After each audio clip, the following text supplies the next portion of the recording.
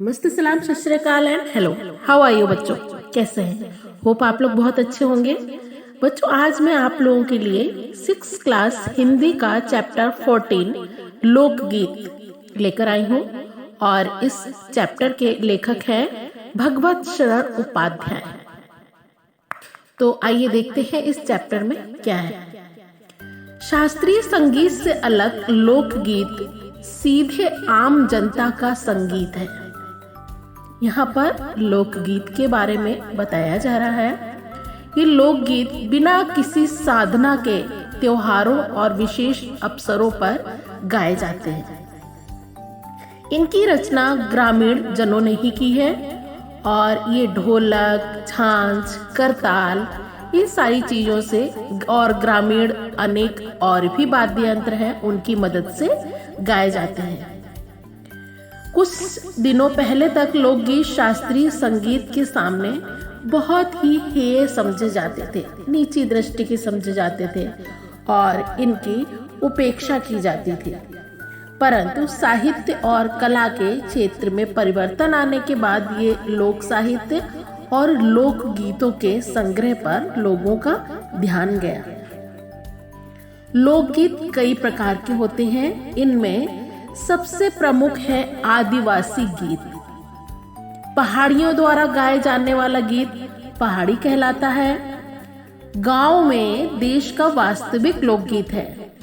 चैता, कजरी, बारहमासा, सावन आदि मिर्जापुर, बनारस और पूर्वी उत्तर प्रदेश और पश्चिमी बिहार में गाए जाते हैं। बाउल तथा भतियाली बंगाल के लोकगीत हैं, तो माहिया पंजाब। लोकगीतों का विषय रोजमर्रा के जीवन का होता है, इसलिए वे सीधे मर्म को छू लेते हैं। ग्रामीण बोलियों में गाए जाने वाले ये गीत बड़े ही आनंददायक होते हैं। लोकगीतों के राग साधारणतया पीलू, सारंग, दुर्गा, सावन, सोरठा आदि होते हैं और कहरवा, बरहा और धोबिया आदि देश में बहुत गाए जाते हैं। आसानी से समझ में आने वाली भाषा और आकर्षक राग इनकी लोकप्रियता के कारण है। करीब 30-40 वर्षों से भोजपुरी में विदेशिया प्रचलित है। इन गीतों में अक्सर परदेशी प्रेमी और रसिक प्रेमी प्रेमिकाओं की बात होती है। जंगल की जातियों में भी दल गीत होते हैं जो अधिकतर बिरहा आदि के रूप में गाए जाते हैं। बुंदेलखंडी में गाए जाने वाला आल्हा के गाने बहुत ही लोकप्रिय हैं। इनका आरंभ चंदेल कवि जगनिक ने किया था और जिन्होंने आला ऊदल की वीरता का अपने महाकाव्य में बखान भी किया है, परंतु बाद में अन्य देहाती कवियों ने भी इसे अपने गीतों में उतार लिया। हमारे देश में स्त्रियों द्वारा गाए जाने वाले गीतों की संख्या बहुत है, अनंत है। त्योहारों पर, नदियों में नहाते समय, नहाने जाते हुए, विवाह के समय, मटकोर, ज्योनार, संबंधियों के लिए प्रेम युक्त गाली, जन्म आदि अनेक अवसरों पर अलग अलग गीत हैं जो कि स्त्रियां गाती हैं। महाकवि कालिदास ने भी अपने ग्रंथों में उनके गीतों का हवाला दिया है।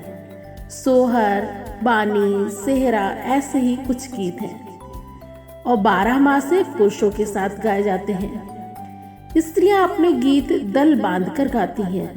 पूरब की बोलियों में अधिकतर विद्यापति के गीत गाए जाते हैं, पर अलग अलग क्षेत्रों में अपने अपने विद्यापति हैं। गुजरात का एक प्रकार का दलीय गायन गरबा है जो अब दूसरे प्रांतों में भी लोकप्रिय हो चला है।